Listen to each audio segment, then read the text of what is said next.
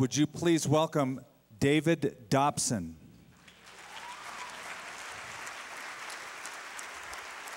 Thank you, David. David, have a seat. Thank you. David Dobson is a photographer. And David, I've wanted to meet you for a long time, ever since I got a copy of your book of photographs years ago. And I went through them, and I could just tell by looking at them that you have traveled to a lot of different parts of the world. In fact, you were sort of raised intercontinentally, weren't you? Yes, that's correct. Oh, is that on? Yeah. Check. There it is. Okay. So tell us how you were raised as a son of missionaries. Yes. My parents were missionaries in.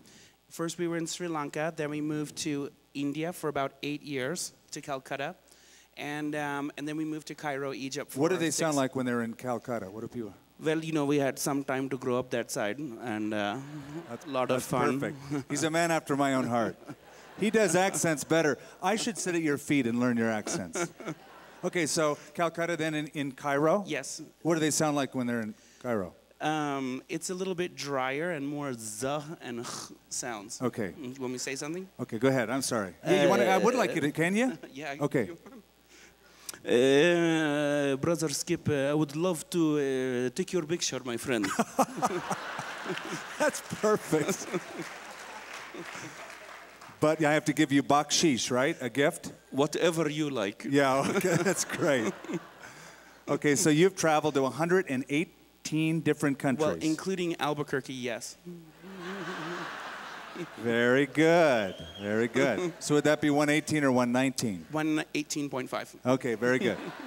Okay, so tell me just about your calling as a photographer. And it is a calling. I mean, you are able to, through a single picture, give a story and bring a message and cause action to happen. Yes. You know, I grew up in very photogenic cities, Calcutta, Cairo, massive cities, 16 million people. Pictures were everywhere. And as a missionary kid growing up, I was involved with projects with my parents, going to visit from, you know, very poor situations to, you know, wealthy people. And I just enjoyed the whole range. And I learned that, you know, I couldn't be a doctor. I'm not cut out to be a doctor. I pass out with blood or getting a blood shot? pressure. Oh, yeah, blood pressure. Shot. I have to lay down. And so, but if I could take a picture that moved a doctor who saw the picture, and the doctor said, I have some vacation time I could donate and come over and help, then in a way the picture made a circle and came back and helped that situation. That's beautiful. I've seen some of your pictures, and we're going to show some tonight up on the screens. And the first one we're going to look at is a young guru. That's what it says, a young guru. Oh, there he is. He's up on the screen. So tell us a little bit about this picture. Okay, I was in, this is shot in Calcutta, and I was actually photographing older sadhus and gurus. And they dress very funky and very interesting. And so I was shooting with a 4x5 camera with a tripod and a cloth over my head. And you know, the picture's upside down, and I'm like under pressure to get the shot before they drift away. And something was pulling on my pant leg. And I'm like kind of shaking to get it away. You know, I didn't know what it was. Maybe I thought maybe a dog or something, you know. And so it kept pulling and pulling. And I finally took the cloth off to see what was going on. And here was this little boy. Oh. And so I'm all like, oh, my goodness. I looked at him, and I said, you older guys, you got to wait. And all the attention went down to photograph him. So he was pulling, and did he want his picture taken? Yeah, he said, uncle, take my snap. Take my snap. I took more than one snap. Yeah, I bet you did. So that was shot with a 4x5 camera. Upside down, because the picture's right, upside down. That's exactly right. I'm familiar with that. So is there anything else about that picture that...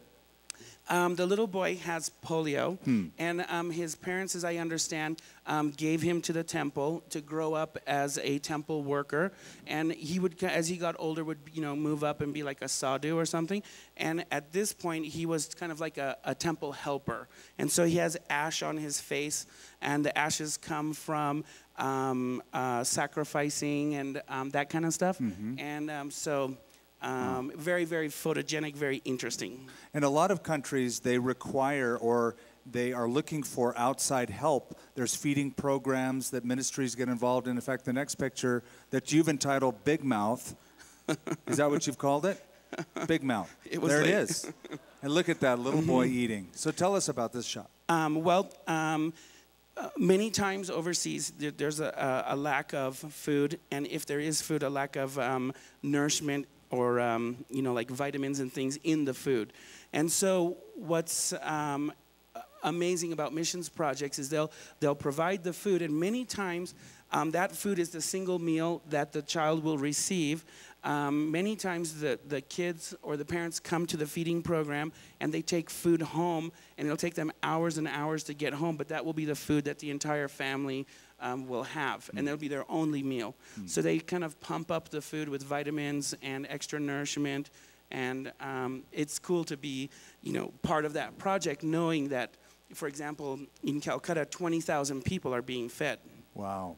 Well, just you look at that picture and look at the eyes of that little boy, and it's precious. I mean, you can't describe that unless you see it.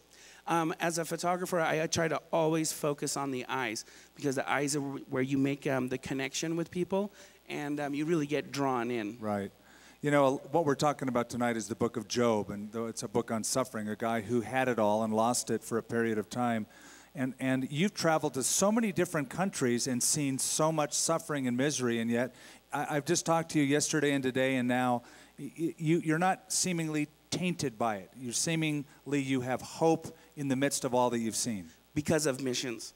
If I was just roaming around the world taking pictures of sad situations, poverty, it would just kind of keep building up and building up. And yes, definitely in missions, you're exposed to a lot of that. But the thing that kind of keeps you going is knowing that the pictures you're taking are going to make a difference. The difference between shooting for like a secular magazine, you're trying to sell an issue, a copy of the magazine. But with missions, you're sharing a picture, you're sharing a tragedy, and people are getting involved and coming back. You're evoking a response that's going to change a life. Yeah. Right.